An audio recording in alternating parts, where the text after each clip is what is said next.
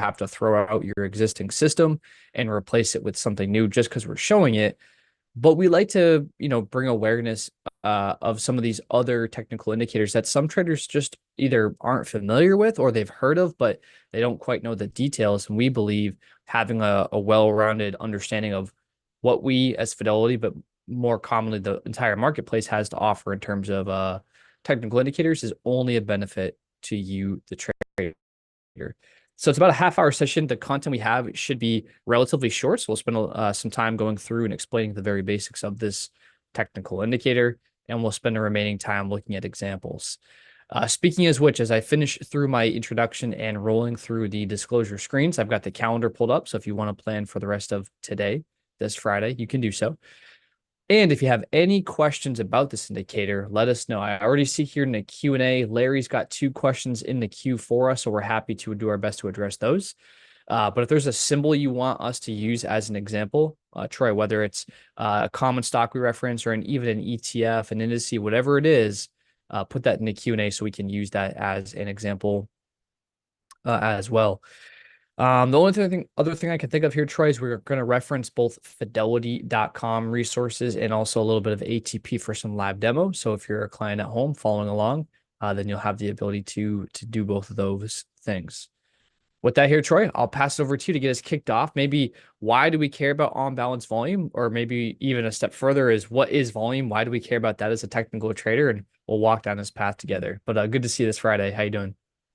Yeah, good morning, Chase. Good to be with you on this Friday. Good morning, everyone else, and happy Friday. You know, if we're looking at technical analysis or we're doing technical analysis, there's really only 3 things. There's 3 inputs. There's price, there's time, there's volume. So the idea is, again, just because a technical indicator exists doesn't mean we have to use it. Not only do we not have to use that specific indicator, there's other indicators that are within that class that are the similar type of indicator. So if you've attended our technical analysis class before, and if you haven't, which would highly encourage you to do that, in the third week of our class, we'll talk about kind of the groups or the different categories. And so the idea is we need to kind of first talk about volume, kind of some conceptual ideas. Is volume going to be helpful? Maybe depending on what we're trading, it can be helpful. And then specifically going to on balance volume. So again, as traders, we look at price, price trend, price momentum. And then we say, okay, we're looking at price, price, price, price. What about volume? And what is volume? Well, volume is really the activity of a stock, of an ETF, of a security. And it can tell us a couple things. It can tell us how much participation is there right now in the market. Could that be seasonal, right? Could some people be on vacation? Could some people be trading? We're in summer right now, so maybe some people are out of the office. Is that necessarily a de facto opinion on the stock if less people trade versus more people trade? We could look at it as participation. We could look at it as votes, right? As price goes up, if more people start buying, that tells us, hey, there's more excitement, and perhaps that adds more legitimacy to a move, especially if we're looking at something like a breakout or a long trend or something like that. So I'm going to pivot here to fidelity.com.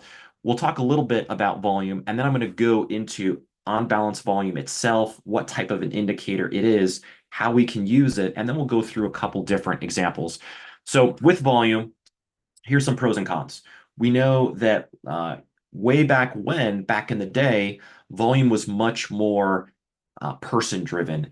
A person had to fill out a paper order ticket, or call up their broker. The broker would fill out a ticket, would hand it to a clerk. The clerk would take it, put it in a tube. It would go down a tube. It would go down to a runner. The runner would take it, take the ticket, run it to a floor trader or market maker. The trade would be satisfied, and then a confirmation would be mailed to the client. Today, it's a much different process. It's all electronically done. And so when you click buy, you can do it in seconds, microseconds, which used to take, 5, 10 minutes.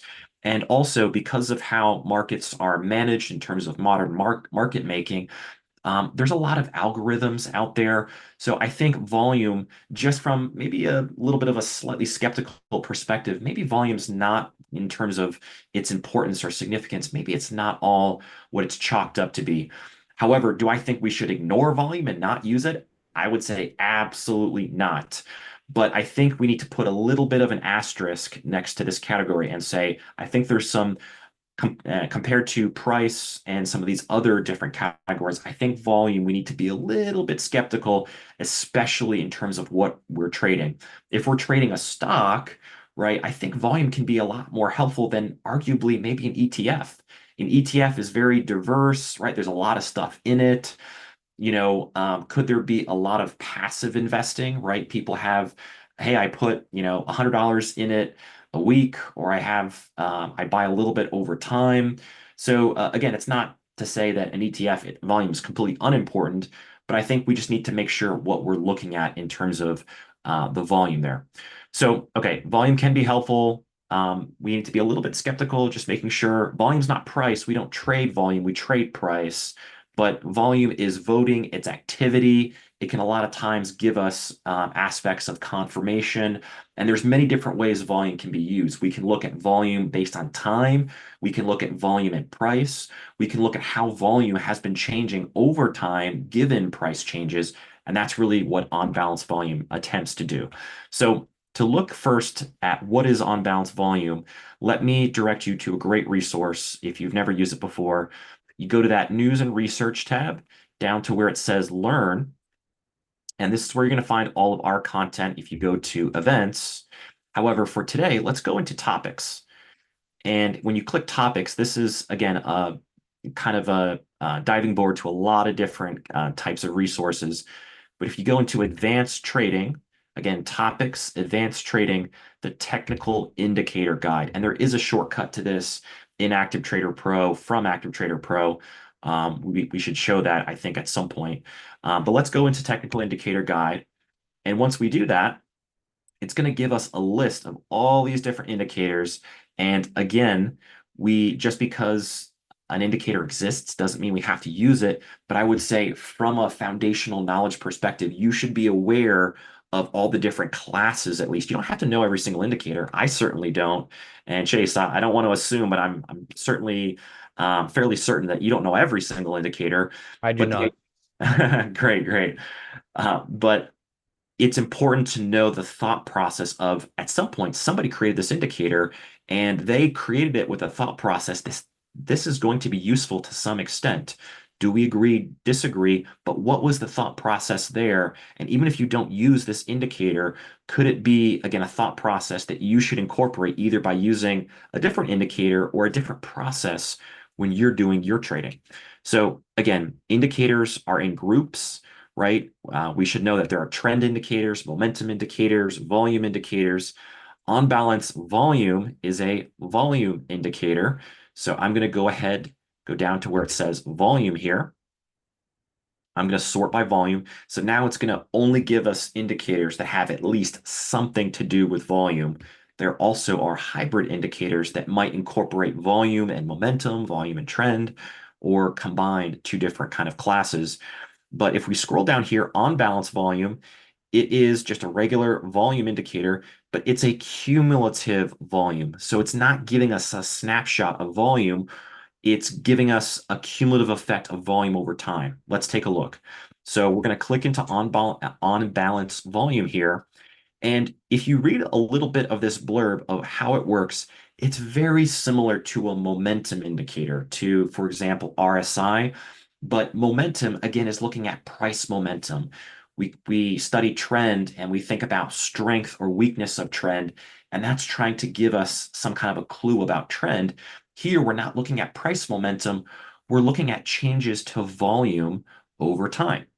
So on balance volume measures buying and selling pressure as a cumulative, keyword there, cumulative indicator that adds volume on up days and subtracts volume on down days.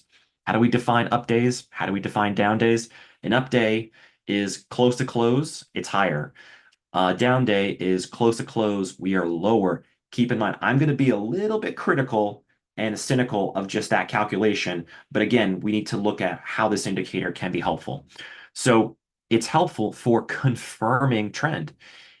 Are there a cumulative voting trend that's matching what we're seeing in price, right? If a price is going down, there should be selling pressure. Hey, people are selling the shares. Price, however, can move two different ways. It doesn't have to be driven primarily by selling. We know that a stock can open tomorrow. It closes at 4 p.m. Eastern. We open at 9:30 Eastern time. If there's news, sometimes a stock can gap lower. There might be some activity um, in the pre-market, for example.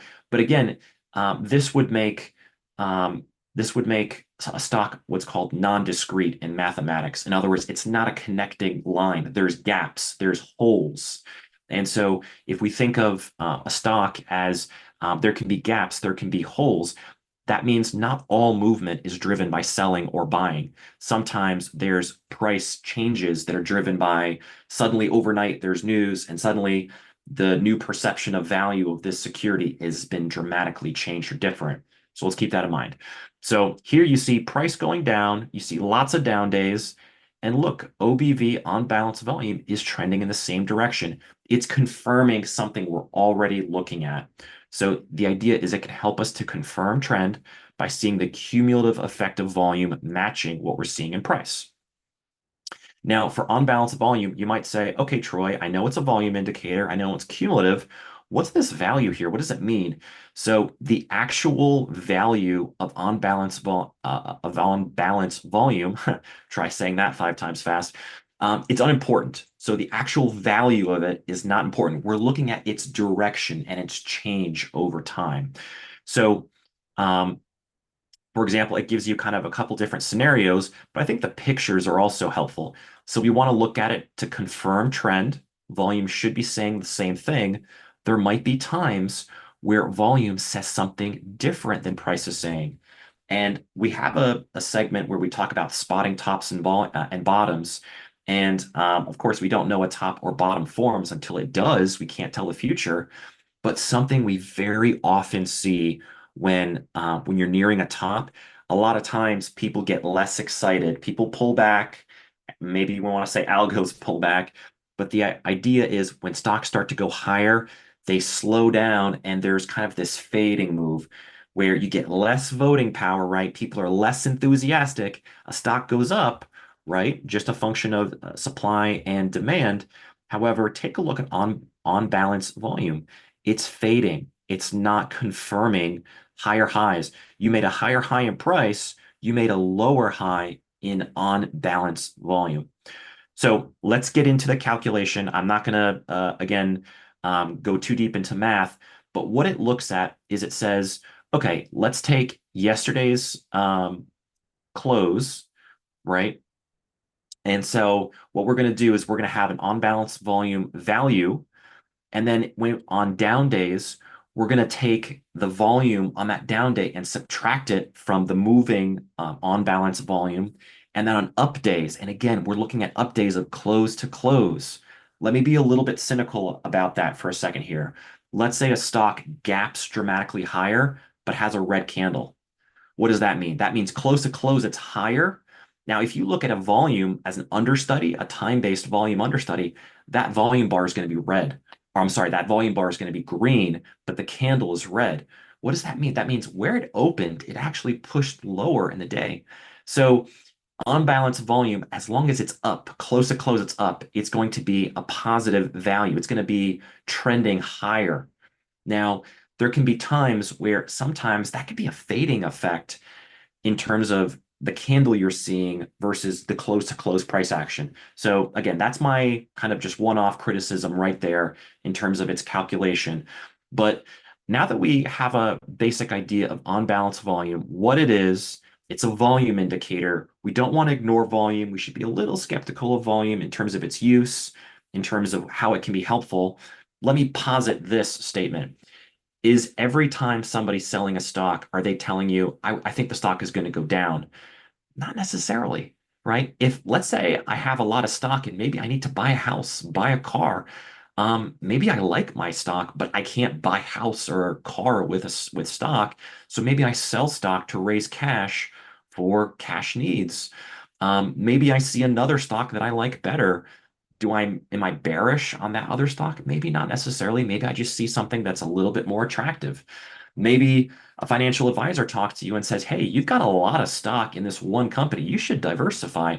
Well, I still like this stock, but maybe he's got a point. He or she has a point. So maybe I sell that stock and diversify. You don't think the other stock's going down. You're just trying to spread your risk out a little bit.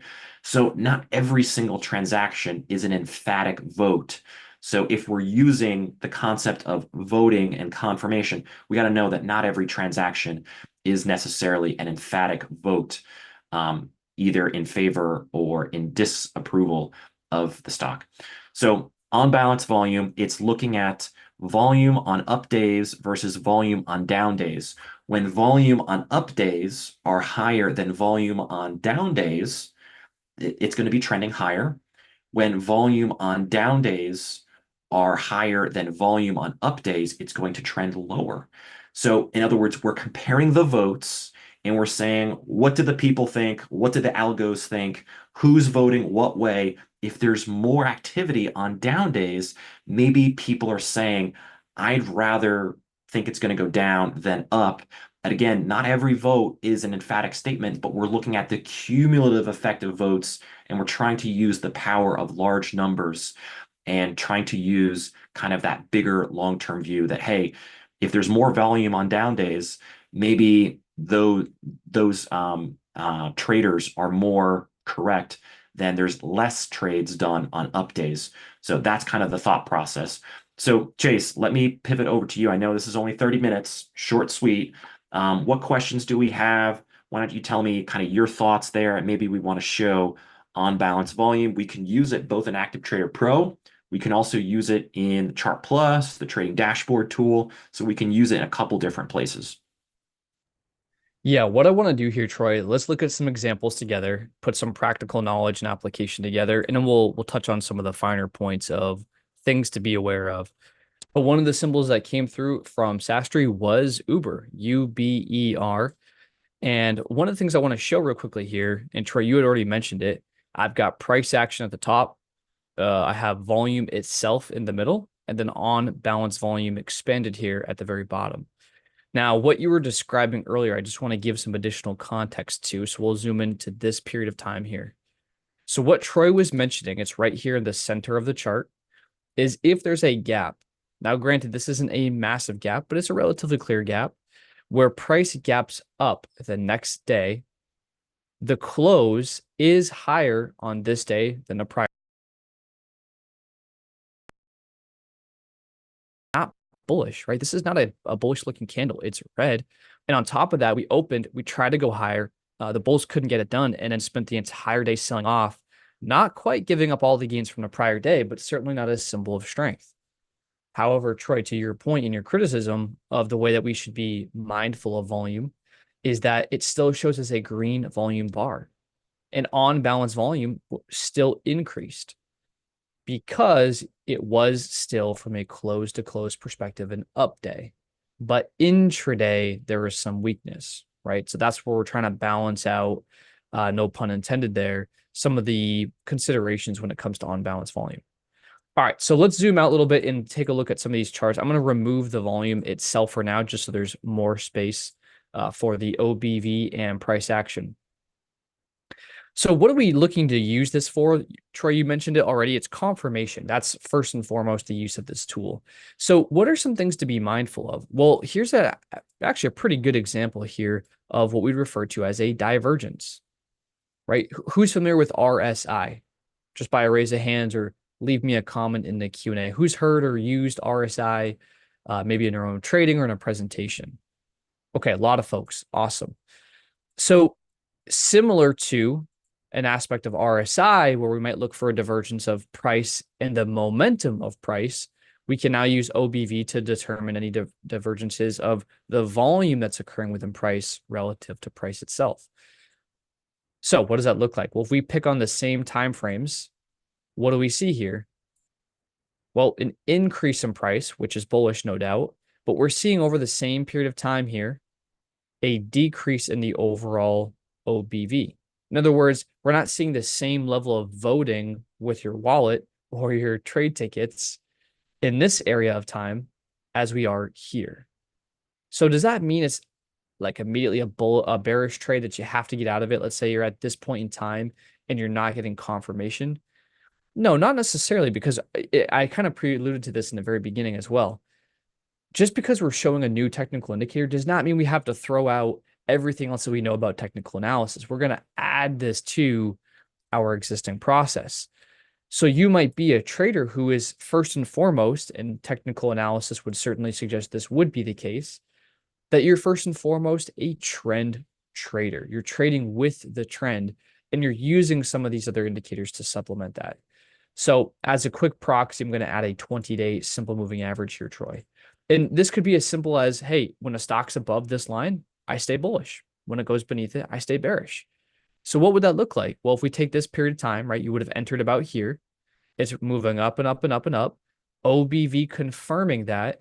Then as we start to stagnate sideways, notice how we get this massive and very sharp drop in volume relative to what we're seeing here prior.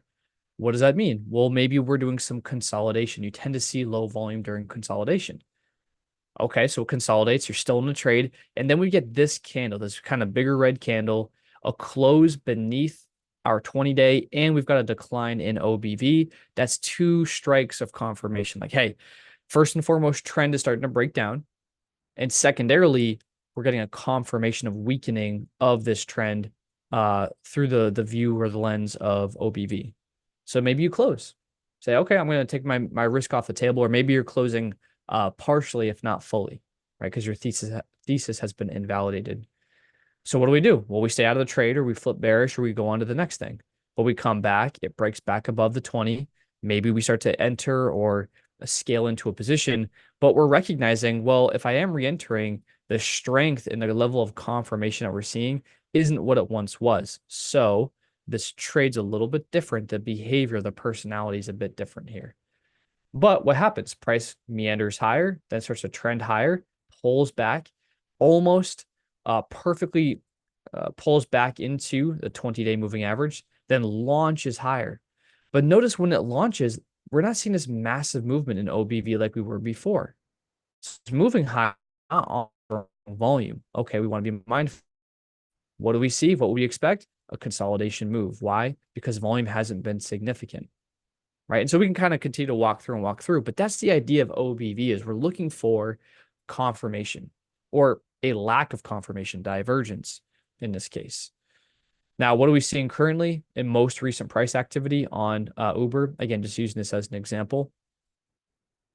Well, price is trending sideways for the most part, right? And what are we seeing with OBV? The same thing. So it's confirming we're in a sideways trend, that there's not massive movement. If we start to see price continue to move sideways and then OBV starts to tick upwards, that may be an indication of accumulation. Hey, more and more shares are trading on the higher end of things, even if price isn't moving meaningfully higher just yet. But the converse is true as well. One more thing I'll just note here, Troy, when it comes to OBV, I manually draw or had just drawn the trend lines. But another way a trader can do this, similar to RSI, is we can left click once on this bubble, click add indicator, and then, oh, let me try one more time. Apologies here. So click OBV, add indicator, scroll down, and then there should be simple moving average. So now we can add an SMA of our OBV to kind of get a signal line to determine, when things have changed meaningfully as well. I'll change this color just to a darker color so it's easier to see for folks at home.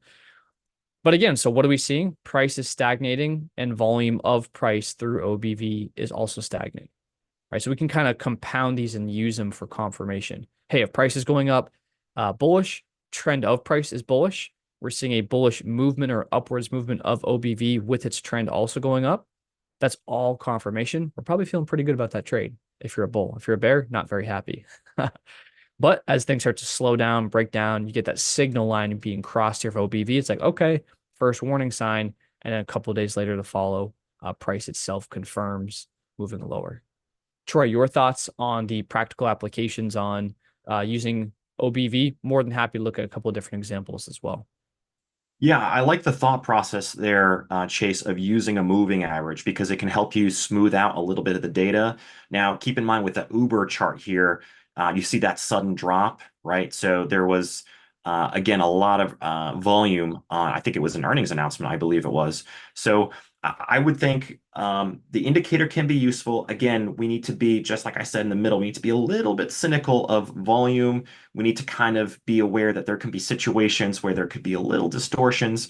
And I wanted to address a question that Larry actually posited, which I think is important. And for that, I'll actually just grab the screen here, Chase. And his ticker was XHB. It's a home builders ETF. And what he was saying is, I noticed on a shorter term time frame, on balance volume looks a little different than it does on the daily time frame. And that's absolutely right. It will look different. Now, keep in mind, if you change your time frame, it's now looking at every single interval on, if you're looking at 30 minutes, it's 30 minutes, 60 minutes, 60 minutes, 65 minutes, 90 minutes. It doesn't matter. If you change the interval, it's now going to look at every single volume time segmented differently. So now, in terms of just the normal amount of, kind of cynicalness you have to put about volume, now you have to say there's also a little bit of intraday kind of volume trends itself. Let me turn on the volume here just to kind of show you.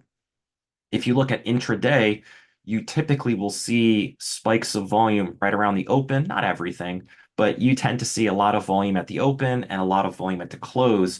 So sometimes that can kind of play with the indicator. Can it still be useful? Another question in the chat was, hey, could you use this for day trading? And I would say, yeah, you can, but it's not going to be your primary go-to indicator. It's going to be something like what we said in the beginning, which is going to give you confirmation. So, for example, how could you have used this on a shorter term time interval as opposed to a daily? So, again, with the extra thought process that, hey, I'm using it within the day, so there can be intraday trends in volume that can sometimes distort or move the indicator in a way that might allow it to be less useful, but it can still be used for the same thing. Here you see a pretty well-defined downtrend. We don't really know that it's in place until you have a little bit of this data. So you start seeing some lower highs. So maybe if you're a long only trader, if you're a short, a trader that sells short, you could sell short. But the idea is, hey, we have a pretty, defined short-term downtrend. When does this change? Well, you see it break down, you see it start to make some lower lows here. The trend is still intact. But then what do you actually start to see? At some point, just like the indicator we said at the beginning, is you can see divergences. Here we make a lower low. It's slight, so it's not super, super obvious. And on OBV, it starts trending a little bit higher. Okay, does that mean buy right now? No, it's just, hey, that's a divergence. Pay attention, something might happen. And a lot of times we wait for confirmation. We wait for multiple things to line up and tell us the same thing at the same time. That's a divergence. Okay, could we potentially be forming a bottom? We have a little short-term resistance start to form. We start making a higher low. We could also think that maybe this is a very, very short-term inverse head and shoulders. There's your head, left shoulder, right shoulder, neckline. We start breaking, and you can see OBV has been starting to trend higher that entire time. We've broke out of this trend, and then this was on the 10th, and then the next day we open. So that's a gap in price, by the way. So you couldn't have traded that. So the next day it opens. That's a breakout. And once you have a breakout, you look for a retest or retracement. You never got it. It broke and it just went. So again, maybe you started to look at it here. Maybe if you were short, this could be an area to close your trade. If you were looking for a time to get long, this could have been a shorter term signal. So again, could you use it within the context of a day trading plan? You can. I would say, again, you want to use this indicator in its proper context, because it shouldn't be, the be all end all. Because again, there's many different ways to look at volume other than just saying how is it trending, close to close in terms of higher volume, lower volume on, higher days on lower days. Another thing you could consider to use too is, again, there's different aspects of technical analysis. There's Eastern style, Western style. Instead of using candlesticks, if you use, for example, bar charts or OHLC charts, your up days and down days will better align with this. So perhaps you'd like to use a colored bar chart just so that your up days and down days because there can be times where your candle disagrees, and that could create some kind of some confusion or angst or something like that. Some traders just prefer to use candlesticks. I tend to predominantly use candlesticks. I'll fluctuate to bar charts occasionally just to kind of keep that Western style close to close view as opposed to looking at the open versus the close. So that's kind of that process there. One thing I did want to prepare, I know there was a couple ticker symbols. I will say on individual stocks, a lot of times you will see near tops. A lot of times buying slows down. So it's not always going to be perfect. Again, you want to keep in mind the longer term trend. Was this the be all end all for Microsoft? This is just a symbol I randomly chose that I thought was a good example. It wasn't the be all end all, but in the near term, you actually broke very short term trend. And eventually, after you bottomed out, OBV started to head higher along with price. In addition to having this dip, OBV still was grinding higher. So again, it can give you just that extra layer of confirmation that, hey, we made a lower high, I'm sorry, a higher low, and then also OBV also made higher lows simultaneously. So watch out for divergences.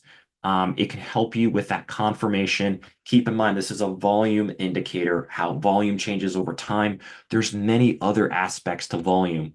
There's understanding where is volume happening at certain price levels? Where is volume happening at certain time frames? Do we see spikes in volume? Is it maybe related to just earnings came out where there'll typically be a lot higher volume, which can create distortions in something like an OBV calculation? Am I using it intraday? Is there suddenly a 2 p.m. algo that shoots a lot of volume that can distort the indicator? There can be. So again, it's not the be all end all, but at the end of the day, you want to look for things of aspects of confirmation when we're looking at breakdowns, breakouts. It's nice to see that voting power or volume is agreeing. You can also look at things like price momentum. You can look at things like volatility, historical volatility.